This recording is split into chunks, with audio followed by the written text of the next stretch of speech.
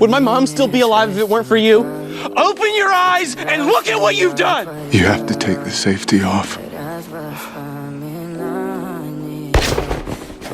My son refused to become a serial killer like me, so he shot me. Afterward, Harrison headed to New York, consumed by guilt. What he didn't know was that I ultimately survived. In New York, Harrison got a job as a bellhop at a hotel, hoping to start fresh. But then he ran into this drunk woman. A man asked Harrison to give him a hand, explaining that his wife had too much to drink. And the wife had a little too many margaritas. Happens every time we're in the city. Hit the elevator for me. Harrison knew the woman's name was Shauna, and she definitely wasn't the man's wife. But as a hotel employee, he knew better than to stick his nose where it didn't belong, especially after the guy slipped him a $100 tip. After escorting them to the room, Harrison turned to leave. But the woman's screams from inside the room made it impossible for him to just look the other way. He burst back in to stop the man, and a fight broke out. In a moment of impulse, my son beat him to death with a toilet tank lid. As the porcelain shattered, Harrison finally snapped back to his senses. He quickly stripped off his blood-soaked uniform, washed the blood off his body, and changed into clean clothes.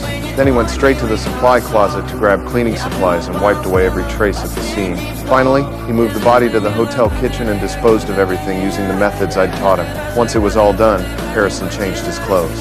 Right on cue, the sanitation truck pulled up. He hurried to wheel out the garbage.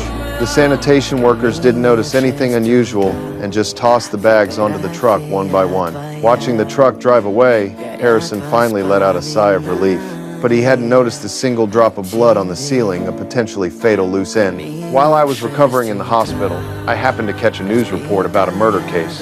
The methods described matched mine exactly. I suspected my son was behind it. Worried he might have slipped up somewhere, I immediately headed to New York. When I arrived at the hotel where it happened, I spotted my son, Harrison. Late that night, I went back to the hotel and searched floor by floor for the room where it went down. Eventually, I found a room on the 11th floor, covered in police tape. I looked around carefully and saw that the scene had been cleaned up thoroughly. I felt proud that my son could pull that off. To make sure the police wouldn't find any evidence against him, I kept checking every corner. When I got to the hotel kitchen, I spotted that single drop of blood on the ceiling. I grabbed a paper towel, wet it, and used a scraper to remove the stain, clearing away the last trace for my son.